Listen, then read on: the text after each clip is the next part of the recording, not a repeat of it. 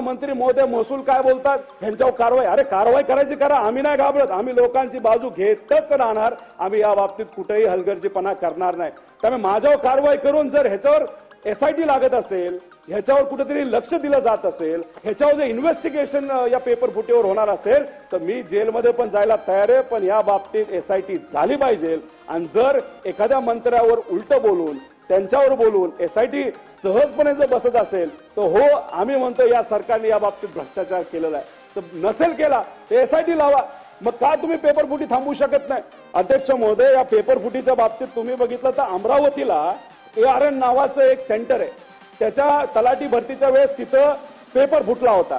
आम्ही हा मुद्दा मांडला, आम्ही याच्यावर बोललो, पण त्याच्यावर कुणी काय कारवाई केली नाही. जेव्हा तिथं जलसंधारण विभागाची तिथं परत एकदा पेपर घेणार होता, अध्यक्ष महोदय, 1000 मुलांनी आम्हाला फोन केले. मला नाही, या सगळ्या आमदारांना फोन केले असेल. काय म्हणले, ह्या सेंटरवर पेपर फुटी झाली, तिथं परीक्षा घेऊ नका, तिथं परत काहीतरी घोळ होईल. अध्यक्ष महोदय, जसं बोललो तसं झालं. तिथं परत पेपर फुटला. अधिकारी कोण होता तर त्याच विभागाचा प्रशांत नावाचा एक अधिकारी, त्यांनी तिथं पेपर फोडला. अहो काय या गरीबाली चुकीचं केलं अध्यक्ष महोदय? का पेपर फुटी सातत्याने होते?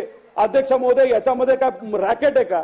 याच्यामध्ये काय 100-200 कोटी कमवण्यासाठी, 1000 कोटी कमवण्यासाठी गरीबाचं जर तुम्ही भविष्य अडचणीत आणणार असाल तर सरकारने कुठेतरी त्या बाबतीत जी कमिटी फॉर्म केली त्या कमिटीचा काहीतरी निर्णय घेऊन डायरेक्ट पेपर फुटीच्या विरोधात कायदा करायला काय हरकत आहे? कोण थांबवतंय? का तुम्हाला पेपर फुटी करायचीच आहे का? त्याच्यामध्ये भ्रष्टाचार करायचाच आहे? पैसा घेतल्याशिवाय नोकरी द्यायचीच नाही असं जर ठरवलं असेल तर तुम्ही सांगा. व्यापमचं जर रेकॉर्ड तोडायचं असेल तर या सरकारने ठरवलं तर तुम्ही करा. पण तुम्ही किती केलं तरी आम्ही युवांची बाजू तिथं मांडणारच. पण आपण अध्यक्ष महोदय याच्यामध्ये न्यूट्रल असता, मुलांची बाजू घेऊन कुठली तरी कारवाई करण्यासाठी या सरकारला तिथं अध्यक्ष महोदय सांगा. मुंबई उच्च न्यायालय सहाय्यक परीक्षा, महाराष्ट्र जलसंपदा विभाग, PhD फेलोशिप परीक्षा, सार्वजनिक बांधकाम, तलाठी भरती, या सगळ्या गोष्टीमध्ये अध्यक्ष महोदय तिथं पेपर फुटी झाली. अध्यक्ष महोदय, या सगळ्या गोष्टींकडे कुठं लक्ष द्यायची जरूर. अध्यक्ष महोदय, MPSC आम्हाला असं वाटतं की ते सगळ्यात न्यूट्रल एक संघटना आहे, संस्था आहे. अध्यक्ष महोदय, तिथं सुद्धा कॉन्ट्रॅक्टवर लोक घेतली जातात. अध्यक्ष महोदय, आम्ही कॉन्ट्रॅक्ट भरतीच्या विरोधात, आणि MPSC मध्ये 40 लोक कॉन्ट्रॅक्टवर घेतली जातात. म्हणजे आम्ही जो मुद्दा मांडतो, जे युवा तिथं आंदोलन करतात, काही तर आत्महत्या करायचं तिथं म्हणतात, हे काय सरकारला काय याच्याबद्दल काही सिरियसनेस नाही का अध्यक्ष महोदय? आणि तुम्ही डायरेक्ट MPSC मध्ये कॉन्ट्रॅक्ट भरती करता. हे कुठेतरी तुम्ही मेसेज देण्याचा प्रयत्न करत आहात की आम्ही युवांच्या बद्दल सिरियस नाही. अहो, युवांचे वडील शेतकरी कष्ट करतात, अहो कांदा पिकवतात, अहो कांदा पिकवल्यानंतर आजची कांद्याची काय परिस्थिती आहे? अध्यक्ष महोदय, सहजपणे AC मध्ये बसताना तुम्ही निर्णय घेता. अहो अध्यक्ष महोदय, आज देशामध्ये 13 लाख हेक्टरवर 230 लाख क्विंटल कांद्याचं उत्पादन होतं, आणि आपल्या या देशामध्ये 195 क्विंटल कांदा, लाख क्विंटल कांदा तिथं लागतो. अध्यक्ष महोदय, 35 लाख क्विंटल कांदा आज अतिरिक्त आहे. मग काय एक्सपोर्ट थांबवला? काय याच्यावर निर्णय घेत नाही? अध्यक्ष महोदय, याच्यामध्ये तर कहर झालाय.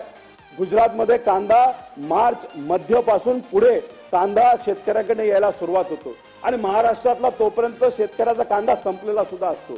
आता 31 मार्च पर्यंत तुम्ही एक्सपोर्ट थांबवलेला आहे. मग महाराष्ट्राचं नुकसान झालं, अख्ख्या देशाचं 10,000 कोटीचं झालं, ते शेतकऱ्याचं झालं, त्याच्यामध्ये महाराष्ट्राचं 5,000 कोटीचं झालं. आणि मग आता तुम्ही मार्च अखेरीस तिथे एक्सपोर्ट ओपन करणार, म्हणजे गुजरातल्या शेतकऱ्याला फायदा होऊ द्या आणि महाराष्ट्राचं नुकसान होऊ द्या. आणि महाराष्ट्र सरकार या बाबतीत साधा एक शब्द सुद्धा काढत नाही. अध्यक्ष महोदय, आता अध्यक्ष महोदय, या शेतकऱ्याने जगायचं नाही का? तुम्ही सुद्धा शेतकऱ्याचे प्रतिनिधित्व करता. अध्यक्ष महोदय, ह्या मुद्द्यावर खऱ्या अर्थाने काम करण्याची जरूरत आहे. अध्यक्ष महोदय, 19 ऑगस्टला 40% निर्यात शुल्क झाला, 23 वरनं रेट डायरेक्ट 2000 वर आला. परत 28 ऑगस्टला $800 वर तुम्ही एक्सपोर्टची ड्युटी लावली, 4800 वरनं रेट डायरेक्ट 3500 वर आला. अध्यक्ष महोदय, अशा पद्धतीने जर तिथं शेतकऱ्याचं नुकसान होत असेल तर त्याच्या विरोधात कुणी ना कुणीतरी बोललं पाहिजे. अध्यक्ष महोदय, याच्यामध्ये कापसाच्या बाबतीत एकरी खर्च 40,000, आजच्या दराने उत्पादन किती येतं तर 35,000. 5,000 वर्षाला जर शेतकरी कमवत असेल त्याच्यात अध्यक्ष महोदय कसं काय होणार? अहो अध्यक्ष महोदय, बोंड अळीच्या बाबतीत 5 मिनिटं अध्यक्ष महोदय, एवढ्या 2 तास थांबलोय. बोलू द्या ताई, बोलू द्या. जर तुम्हाला असं वाटत असेल शेतकरी आणि युवांच्या बद्दल बोलणं मी चुकीचं बोलत असेल तर तुम्ही सांगा, आपण रेकॉर्डवर आणू. आम्ही जे बोलतोय तर चुकीचं बोलतोय, तुम्ही सांगा. आम्ही सरकारची बाजू घेत नाही म्हणजे आम्ही चुकीचं. अरे पण आम्ही गरिबाची बाजू घेतोय ते महत्वाचं नाही का अध्यक्ष महोदय? शेलार साहेब बोलले, राजकीय बोलले, मी राजकीय कुठं बोलतोय? मी फक्त वस्तुस्थिती मांडतोय ताई साहेब. बोला बोला. अध्यक्ष महोदय, बोंडअळीच्या बाबतीत मोठ्या प्रमाणात बोंडअळी आपल्या या राज्यात आणि देशामध्ये अध्यक्ष महोदय आलेली आहे. बोंडअळीमध्ये 30% नुकसान होतं. अध्यक्ष महोदय, आज आपण बघितलं तर ब्राझील, अमेरिका हे देश BG 7 वर पोहोचलेले आहेत आणि आपण 2 का 3 वर आहोत. अध्यक्ष महोदय, याच्यावर जर लक्ष नाही दिलं तर बोंडअळी संपून टाकेलो. ती राज्याला संपवत नाही, ती शेतकऱ्याला संपवते अध्यक्ष महोदय. आणि कपाशीचा रेट आज किती आहे? तो 10 वर्षापूर्वी होता तोच आज आहे. पेट्रोलचा रेट तेवढा राहिलाय का? फर्टिलायझरचा रेट तेवढा राहिलाय का? डिझेलचा रेट तेवढा राहिलाय का? अध्यक्ष महोदय, सगळ्याचे रेट वाढले पण कपाशीचा रेट वाढू शकला नाही. अध्यक्ष महोदय, सोयाबीनच्या बाबतीत 18-19 मध्ये 1 एकर लागवड केली तर उत्पादन 8 क्विंटल होत होतं. 23-24 मध्ये 1 एकरावर 6 क्विंटल होतं. खर्च 18,000 होता. आज तो खर्च 24,000ला अध्यक्ष महोदय गेलाय. त्यावेळेस भाव 7,000 होता आणि इथं डबल भाव करायचं या सरकारने तिथं सांगितलं आणि आज रेट किती तर 42 अध्यक्ष महोदय रेट आहे. उत्पन्न 56,000 त्या काळामध्ये होतं. नफा 38,000 होता. आज उत्पन्न 25,000 आहे. नफा 1,200 रुपये अध्यक्ष महोदय. मग याच्यावर आपण बोलणार नाही का?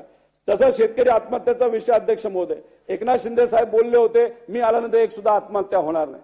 बऱ्याच गोष्टी आपल्या हातामध्ये नसतात. एक आत्महत्या झालीचं अध्यक्ष महोदय दुर्दैव आहे पण आकडे हे वाढतच चाललेत अध्यक्ष महोदय.